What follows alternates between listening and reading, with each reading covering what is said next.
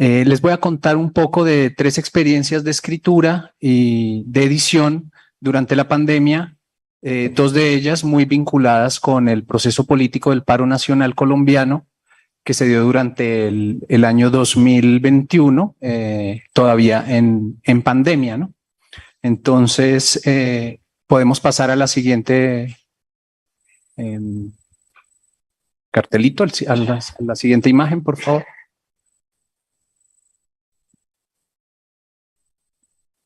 Entonces, son 3 experiencias poéticas, 2 relacionadas directamente con el paro nacional y la política, la historia de la política colombiana. Una es la antología Disipados y Moleculares. La segunda es la escritura y la edición del libro País en línea recta de mi autoría. La antología pues es de varios autores, yo la coordiné y la editamos junto con Juan Camilo Bierman. Ya hablaremos un poco de los detalles de esta experiencia. La escritura y edición del libro País en línea recta, un libro de poesía política que también ya les contaré más adelante. Y a manera de bitácora personal, es decir, unos poemas, por decir un poco más tradicionales, menos politizados. Es en una sección del libro que se llama Habría que decir algo sobre las palabras. Entonces, antes de comenzar directamente con los libros, voy a hacer un brevísimo recorrido y comentario sobre el paro nacional. Podemos pasar a la siguiente, el siguiente cartel. Paro nacional colombiano, 2022 es este año, ¿no? Fue el año pasado, así que creo que ahí me equivoqué en el numerito. Fue una coyuntura política importantísima en la historia política colombiana, dado que manifestó la crisis de la hegemonía del uribismo y de la ultraderecha colombiana, que venía, digamos, bastante bien instalada desde finales de los 90, principios del 2000, con las presidencias de Álvaro Uribe Vélez, y cuya crisis se empieza a evidenciar con la firma del proceso de paz en el 2016, si mal no recuerdo, 2016. Y el paro nacional, digamos, es su expresión cumbre y ya, digamos, la entrada en crisis de esta hegemonía del uribismo, es que se manifiesta, repito, en el paro nacional y cuya, digamos, consecuencia última es la presidencia de Gustavo Petro el año pasado, el primer presidente de izquierda en la historia política de Colombia, ¿no? Entonces, el paro nacional es realmente un quiebre importantísimo en la historia política colombiana y es un evento que se da durante la pandemia, ¿no? Entonces vamos a hablar un poco de cómo se dio esta relación. Entonces, 4 capsulitas de la memoria para hablar sobre el paro. El paro del 2021 es en realidad un proceso acumulativo, ¿no? Que empieza en el 2019. Empiezan unas protestas desde el 2019 contra el gobierno de Iván Duque. Durante estas movilizaciones muere asesinado por la policía Dylan Cruz, un muchacho. Y esto genera, pues, se agravan las protestas y este tipo de situaciones en donde se da una protesta social, se reprime fuertemente y la represión, en vez de, digamos, acabar con la protesta, la estimula, ¿no? Hay un proceso como como dialéctico, una cosa así, ¿no? De la represión no deja de funcionar. Al contrario, la gente se enardece más y esto es un proceso acumulativo. En el 2020, paralelo al asesinato de la persona negra en Estados Unidos que desencadenó el movimiento de Black Lives Matter, no me acuerdo cómo se llama la persona, George Floyd, más o menos paralelamente en Bogotá asesina a Javier Ordóñez, un abogado, es asesinado por la policía y es filmado y las imágenes son muy parecidas a las de George Floyd. Esto desencadena también unas protestas. Las protestas son reprimidas fuertemente por la policía y son asesinadas otras 13 personas en esas protestas y se vuelve a enardecer la gente, ¿no? Entonces empieza la pandemia y al igual que vimos ayer con el caso de Chile, pareciera que las medidas de control sanitario, de encierro, son, digamos, profundizadas para evitar más manifestaciones sociales y más protestas en contra del pésimo gobierno de Iván Duque, ¿no? Y en 2021, a partir de unas propuestas de reforma tributaria también del gobierno de Iván Duque, cuando las medidas de encierro se empiezan a relajar un poco, pero estamos todavía en pandemia, se crea ya lo que es el paro nacional. A partir de una reforma tributaria, digamos, toda esta tensión acumulada en las protestas anteriores y durante la pandemia, en donde la gente no podía salir a expresar su inconformidad, pues se dan durante el 2021, digamos, un estallido social, que fue el nombre que se le dio, de varios meses, prolongado, fuertemente reprimido, pero como les digo, se volvió a dar ese fenómeno de represión que enardece más a la gente y que profundiza la protesta, ¿no? Murieron, digamos, estos son datos pues muy, digamos, buscados un poco como a manera de muestra. Parece 83 personas murieron, 44 presuntamente a manos de la policía. Durante el 2021 probablemente estas cifras son mucho mayores, ¿sí? Entonces hay una gran represión, una fuerte acción del Estado muy violenta contra los manifestantes. Entonces esto como para dar un contexto político de lo que fue la pandemia y el paro nacional. Entonces podemos pasar a la siguiente. Entonces, contarles un poco la experiencia personal durante el paro. Justo en el momento más álgido del paro, yo estoy contagiado de COVID, es mi primer contagio, no puedo salir y realmente las noticias son muy angustiantes, ¿no? Entonces, por supuesto, no son comunicadas en los medios tradicionales, los medios hegemónicos, sino a través del live de Facebook y redes sociales. Entonces, quienes no podemos salir por cuestiones familiares, de contagio, de miedo, empezamos a conectarnos todo el día a Internet para poder estar comunicados y para saber si nuestros amigos y conocidos están bien, porque realmente corrían peligro, ¿no? Los live de Facebook son muy impresionantes, son muchachos universitarios o incluso lo que se llaman colombianinis, que ni trabajan ni estudian, que están, que se crean, se paran en primera línea, como digamos, en una forma de nombrarse parecida a la de los equipos médicos, pero pues, digamos, en una terminología militar, ¿no? Primera línea de enfrentamiento con la policía, son jóvenes.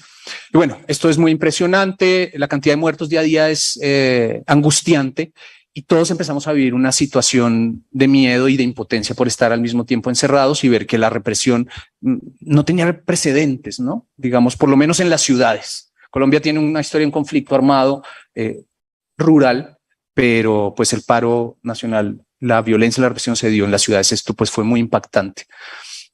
Entonces estamos en esa situación en digamos, en lo que se llama el campo poético, el campo literario. La gente empieza a publicar en redes poemas o textos, ¿cierto? Así, para expresarse, ya sean poemas que habían sido escritos antes o en su mayoría empiezan a expresarse poéticamente sobre esta angustia política. Y a mí me llama la atención que son formas poéticas nuevas. Es decir, la tradición colombiana poética muy conservadora, muy lírica, muy trascendental, sublime, no da las herramientas poéticas para la expresión de la angustia política que se vivía en ese momento. Me llama la atención eso. Estoy encerrado en mi casa, siento impotencia, tengo que hacer algo. Decido, bueno, voy a hacer por lo menos una antología de lo que se está publicando en redes, pues como documento, ¿no? Empiezo a hacer esto sin tener un proyecto editorial, solo pues como una forma de sentir que estoy contribuyendo de alguna manera a lo que está pasando. Y estoy en esta labor y aparece el editor Juan Camilo Bierman, que tiene una colección muy querida en Colombia que se llama Dosis Mínima, que son libros, no pude conseguir un ejemplar para traerlo desde Colombia, son libros que caben dos en la palma de la mano. Son libros muy chiquitos, por eso se llama Dosis Mínima. Y el proyecto editorial es muy interesante porque los archivos se publican, son de libre acceso y se pueden imprimir en una impresora casera. O sea, lo podemos imprimir, doblar y cortar en una sola hoja en nuestra casa, ¿no? Hay unos tutoriales para hacerlo en YouTube de este proyecto dosisminima.org, es donde van a estar colgados todos los libros. Ahí está en la diapositiva www.dosisminima.org, ahí podemos encontrar toda la colección de Dosis Mínima, podemos descargarla, seguir los tutoriales y construir esos pequeños libritos hermosísimos en nuestra casa. Entonces, al ser un proyecto editorial híbrido, formato híbrido, nos parece que es como la mejor manera de que los textos roten fácilmente por redes. Se hacen 8 o 9 tomos, por supuesto, pues en cada tomo caben, no sé, 4 o 5 poemas, son muy pequeños, y pues tiene una acogida bastante fuerte. La antología la presentamos más o menos 10 o 11 veces en 2 o 3 meses. Nos llamaron de Ecuador, Chile, de México, en el claustro de Sor Juana. En Colombia, pues también muchísimas en universidades, para talleres, etcétera. Todos queriendo, digamos, hablar de manera poética de lo que estaba pasando políticamente en Colombia. Disipados y moleculares tiene este nombre porque fue una expresión que utilizó la expresión que utilizó Álvaro Uribe Vélez para referirse al paro nacional fue que estaba aconteciendo una revolución molecular disipada, haciendo eco del texto de Guattari, pero leído desde una muy mala interpretación que hace un filósofo chileno neonazi. Y esto lo hace a través de un trino, pues todos están, Álvaro Uribe Vélez citando a Guattari, ¿no? Entonces, muy extraño. Entonces de ahí sale esto. Entonces somos los manifestantes disipados y moleculares, un poco de apropiarse de esas expresiones de derecha, de ultraderecha, para deslegitimar el movimiento social, pues lo retomamos un poco en burla. Entonces, este es un proceso de antología de varios autores. Y bueno, digamos, ahora les voy a contar un poco del libro de País en Líneas Rectas, que surgió también en ese año. Ese ya es de mi autoría. En Colombia, pues hay una tradición, por supuesto, de escribir sobre la violencia del país, casi que es un género en nuestro campo poético. Y yo estaba en deuda conmigo mismo de hacer lo propio, ¿no? Tenía estas ganas de escribir un libro sobre la violencia en Colombia, pero no quería hacerlo de la manera habitual que se hace en Colombia, que es de una manera lírica y de alguna manera con un énfasis en el dolor de las víctimas de la violencia. Yo quería un libro más politizado, un libro más, digamos, para decirlo a rajatabla, panfletario, ¿sí? Como recuperando un poco la posibilidad del panfleto y de la militancia desde la acción poética.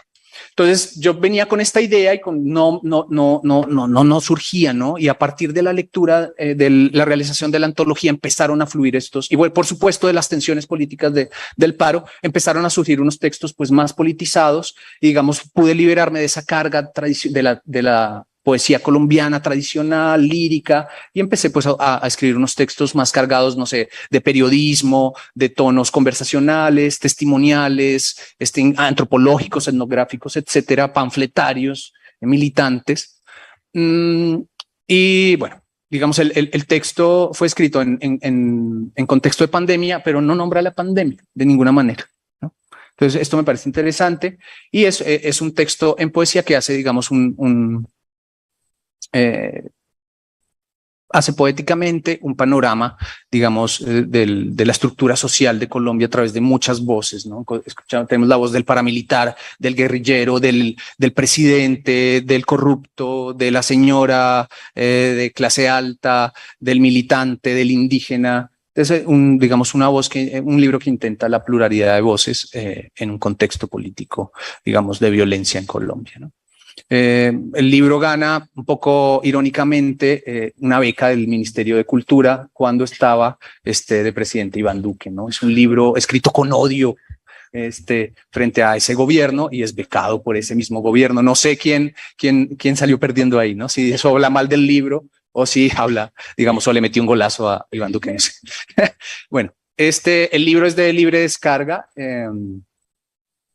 para facilitar su distribución y es también editado con Juan Camilo Viernan, que fue el editor de la antología.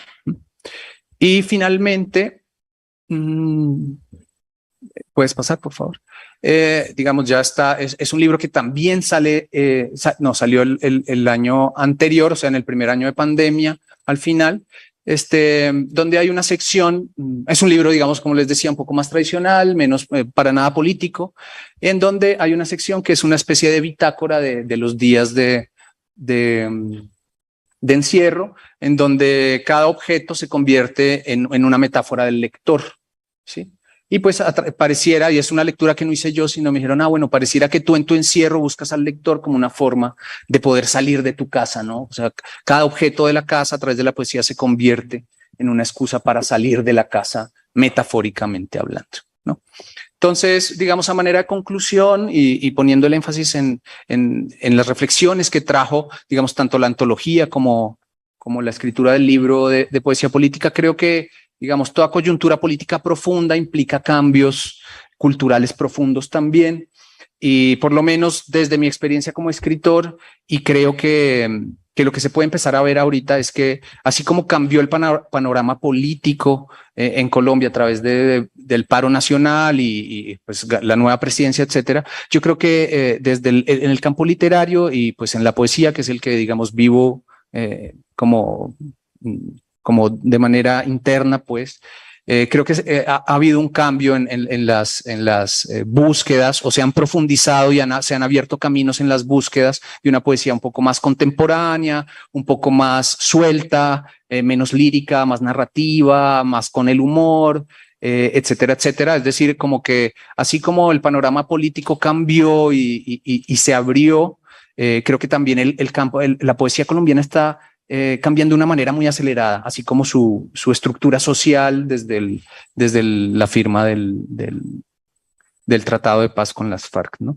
Entonces, no sé si, creo que ya estamos bien de tiempo. Sí. Y pues bueno, eso sería todo. Puedes poner la última. Te había puesto ahí de pronto para leer un poema, pero creo que ya no tenemos tiempo. Dale. ¿Sí? Entonces voy a leer un poema del libro de Habría que decir algo sobre las palabras, para dar un ejemplo de lo que fue estos poemas en donde los objetos se convierten en lectores, ¿no? Entonces se llama Lectores, balcones en cuarentena. Habría que decir algo sobre los balcones, como los labios sobrantes de una cara más o menos aplanada, colgantes hemistiquios que ocultan su pareja, pétalos de la arquitectura, salones diminutos donde el sol baila en privado. Los balcones son puertas que no permiten entrar a ningún lado. Salir acaso a la promesa del afuera, estando aún adentro. Espacio liminal, por poco inútil, joya de los apartaestudios. A veces ponen allí la antena internacional para la tele.